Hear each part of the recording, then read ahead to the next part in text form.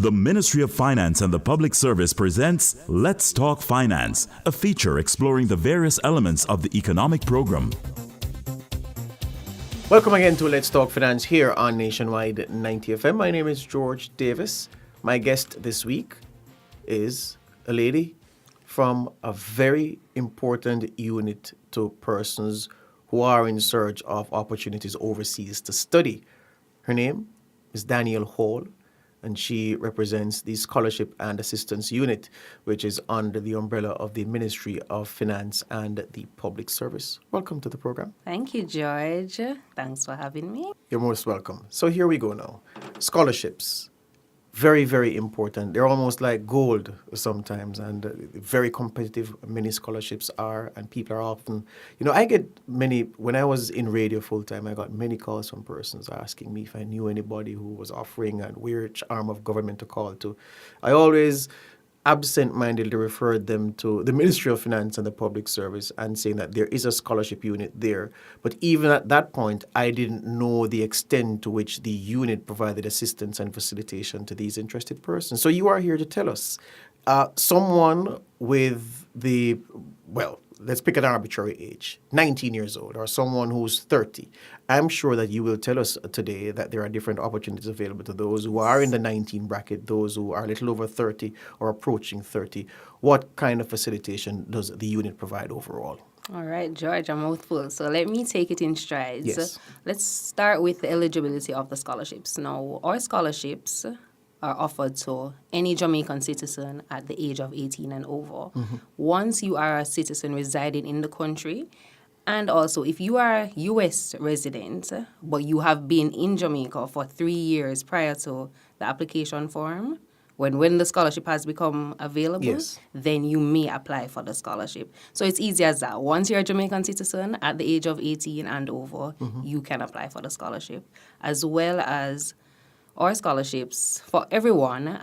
Further in the program, we'll speak about the bonding requirements. Yes. So once you have conditioned your mind to sign a bonding agreement, then you are more than eligible to apply for a scholarship. Mm-hmm. Now, for each of our scholarships from the donor agency, let's start with Cuba, for example. Cuba is for persons between the ages of 18 and 25, specifically because only bachelor's and master students can pursue a scholarship in Cuba. Mm-hmm. China, same thing, same age. Mm-hmm. Outside of China and Cuba, the OAS and the Commonwealth scholarships are for persons who wish to study master's and at the PhD level. Yes. So that's the eligibility criteria for our scholarships. Yes. Tell me about Cuba some more, because over time, many persons, especially many people now representing us through the Parliament, upper or lower house, can chart their professional training to experiences they had, courses they pursued in Cuba. Persons who are out of university, fresh out of university, one of the Jamaican institutions, maybe about 21 years old, thereabouts, and they want to go further, they want to do something in medicine, and Cuba's reputation for that is legion. What is specifically available for persons looking towards Cuba? Well, you mentioned medicine, for example. Mm-hmm. Cuba now is known for their medical field, and most of our students who have received the Cuban scholarship is for the medicine field. However, in the past, we've had students who have pursued other scholarship in other disciplines. Not coming to mind at the moment, sorry, but even our last set of students who went have gone to study in the medical field. And I can offer physical education and training because there's a gentleman now who works at the CONCACAF office in Kingston. He was formerly the fitness coach for the Reggae Boys, Andre Waugh. He disappeared for about 4 years. I didn't see him. Then I saw him again. He said he was in Cuba studying physical education and training at one of the universities there in Havana. And he went through the program, I think. So that's also a benefit. Right. So in previous years, we've had disciplines outside of medicine. Yeah. So it all depends on what Cuba offers to Jamaica, because these are bilateral agreements. Yes. So it is their decision, really, yes, what disciplines they'll offer to Jamaican citizens. Yeah, you mentioned Cuba, you name-checked Russia, and you spoke about OAS countries. From where around the world, if you had the globe in front of you now, Daniel, where are the parts of the world that these opportunities present themselves to Jamaican students through the Scholarship and Assistance Unit? Is there any limit, or is it all over the world that you Okay. have those opportunities being The offered? OAS scholarship covers the USA, Canada, South America, and Latin America, and the Caribbean. Now, for the OAS scholarship, it only funds the last 2 years of any program. Yes. So if you're doing a program, say that's 7 years, you can apply for the OAS scholarship in your last 2 years. Now, it is eligible once you are not pursuing the course in your home country. So if you are a Jamaican citizen and you apply for the OAS scholarship, you cannot pursue the course in Jamaica. You Yes. must do it outside, Yes. but still be in the range of the OAS countries. Yes, that's the OAS. What about Europe? Europe. We don't have scholarships for European countries. However, we have for the UK, Commonwealth, and Yes. New Zealand. Yes. And Asia, because I'm thinking of Japan, there are many people. We have the Chinese scholarship, so- where we offer the bachelor's program and the master's program. That is usual. Most of our scholarships, I must tell you, George, is advertised between January and March of each year. Yes. However, throughout the year, we have scholarship opportunities that may arise. It's not a sure thing, Yes. but sometimes we do have scholarships that come up from different agencies or different countries, and we do advertise them on our website. Yes. Take me through the process now to engage with the unit to get those scholarships, because persons come, they saw an opening, an advertisement, and they've come. What is it that they need to have to clear the entry criteria that you would have before they move on to take up those opportunities? Okay, so we have a step-by-step process which walks each applicant through Right. how to apply for a scholarship, and that brochure is also available at our office if they should visit, and our office is located at the Ministry of Finance and the Yes. Public Service. So, George, I'm going to walk you through now Please. how a citizen of Jamaica can apply for a scholarship. So step one is to visit our website, and our website is www.mof.gov.jm/scholarships. And all our scholarships are made available on that website as well as in the print media. Step two, complete the application form. And by, say, completing, all fields are required. Yes. So sometimes, we get application forms and persons don't think it necessary to fill in certain of the fields required. But I'd like to encourage everyone that when you're applying for a scholarship, it's very important to fill out all the fields. So step three is to prepare your package for submission. And by preparation, I mean we tend to require documents that are certified by a JP, or we ask for a police record, we ask for a medical certificate.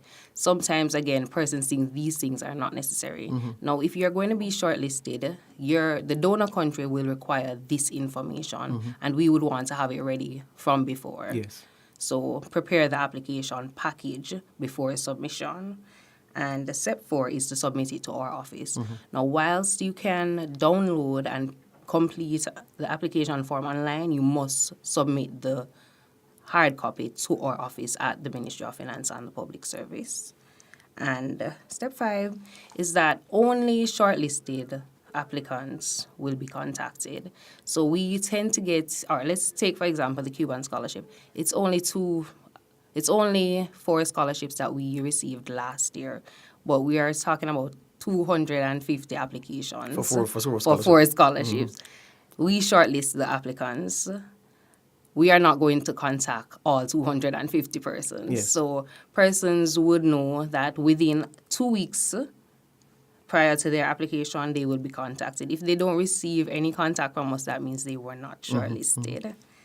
And step 6 is to prepare yourselves for the interview. Yeah. So once you have been shortlisted, you would be given a 2-week margin Yes. to prepare yourself for the interview. And by preparing yourself for the interview is how you sell yourself Yes. and how you present yourself to be in receipt of a scholarship. So that is how we give you a time period. And during this time, we also come up with the interview panel. And this panel is usually consisted of persons in the public and private sector, as well as persons trained in the area that the scholarship will be offered. What particular method do you use, Danielle? I'm curious. When you get those flood of applications for these scholarships and you're going to whittle down to a short list of, say, a dozen or maybe 15 or 20 for the 4 scholarships, using the Cuban example, is it that you have a set matrix or method that you use to eliminate those you think aren't the most impressive to get yourself down to a short list? We have a rubric, yes, we do, Yeah. as well as we look at your statement of purpose. Now, that speaks widely to who you are and why you should receive the scholarship. This is the area of the form that you get to present yourself and why it is the government should invest in you. So the statement of purpose really helps us to narrow down to our applicants. And in this statement of purpose, persons tend to, speak about themselves and why they need the money, but not necessarily how they will contribute to nation growth and economic growth and how our investment in them will be beneficial to the country. So it's very important that your statement of purpose is winning. Yeah. So for a better choice of words. Yeah. But okay, so you measure at that point, and of course you get what you believe are the best applicants on your shortlist, from which of course you're going to make your final determination. Is there any post-evaluation done to look at the caliber of persons who've been sent up for scholarships, and when these persons finish their program, to say it, so the office can say, well, clearly our rubric is intelligent because these persons, based on what they've gone on to do, justified selection in the first place, and so the processes that we're using to determine who should go on the shortlist are good, or the processes need tweaking because clearly we missed something, given that some of the persons that we sent through really may have needed to have taken a step back and let somebody else come forward. I appreciate that view, George. I must boast and say our very Minister of Finance, Dr. Nigel Clark, he was an awardee of the Commonwealth Scholarship in 1994. So as you can see, the caliber of persons that we choose have proven themselves, and we continue to see that. In 2016, 2017, we trained 190 persons. And in 2017, 2018, 214. So you see, we've been climbing, actually. Yes. So these persons are now in medical field, energy field, logistics, a lot of fields, and they have represented us well in the countries that they have studied. We've gotten good feedback from the embassies, and it pushes us it gives us the drive to continue our scholarship program. There you go. Many people say opportunities don't exist in Jamaica, not enough. I'd suggest that you're not informing yourself enough of the opportunities available, especially through the Scholarship and Assistance Unit under the umbrella of the Ministry of Finance and the Public Service. Danielle Hall will be here next week for a second installment. We're going to look at the very important issue of that bonding agreement between government and the scholarship recipient. Thank you. Thank you, George. Thanks for having me, listeners. That's Let's Talk Finance for this week. That was Let's Talk Finance, brought to you by the Ministry of Finance and the Public Service.